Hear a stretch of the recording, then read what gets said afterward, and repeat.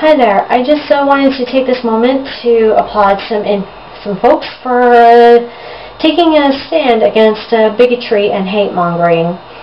In this case, homophobia. The first group of folks I would like to acknowledge for taking this stand is the Jim Henson Company, who has recently, as reported in the July 24th, 2012 issue of 24 Hours, a free newspaper here in Vancouver, ended its business relationship with Chick-fil-A in light of the fact that Chick-fil-A has given millions of dollars to anti-gay organizations, and its CEO, Dan Cathy, having made comments against gay marriage. And the Jim Henson Company itself has given money to the Gay and Lesbian Alliance Against Defamation, or GLAAD.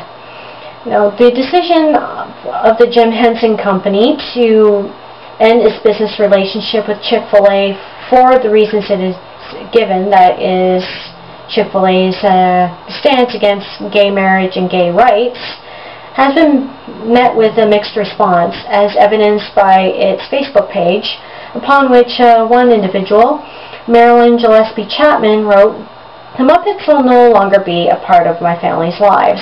Whoever is running the Muppet franchise isn't very smart. They just turned away their audience. You know, families that have morals." Well, my experience tells me that at least 6 or 7 out of 10 people who say they have morals actually have, as the late Christopher Hitchens often phrased it, swallow their moral code in tablet form. Now, I am not saying that people like Marilyn Gillespie Chapman have to keep letting their kids watch the Muppets or buy Muppet merchandise or can't go to Chick-fil-A anymore, but actions have consequences, and people like Ms. Gillespie Chapman are giving their money to an organization, in this case Chick-fil-A, who has given money to people whose ideology has cost and continues to cost people their lives. Ms. Gillespie goes on to say that it is the left that has no tolerance for diversity of views. And Chick-fil-A CEO Dan Cathy himself has said he was praying for God's mercy on our generation that has such a prideful, arrogant attitude to think that we have the audacity to define what marriage is about. Does anybody else see the irony of these statements? Well, anyway, I'm acknowledging the Jim Henson Company and applauding them for taking their stand against homophobia.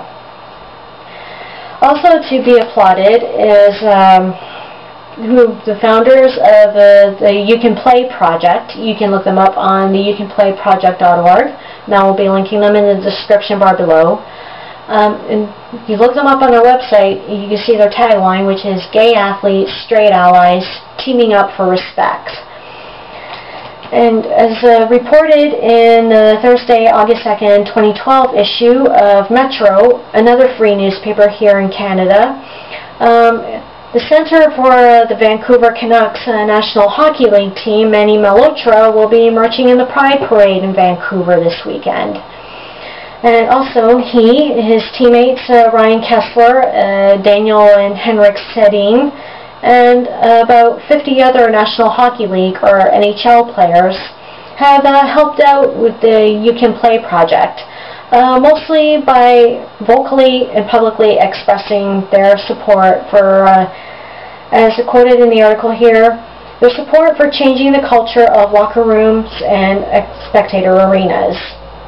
And Patrick Burke, one of the co-founders for the You Can Play project, says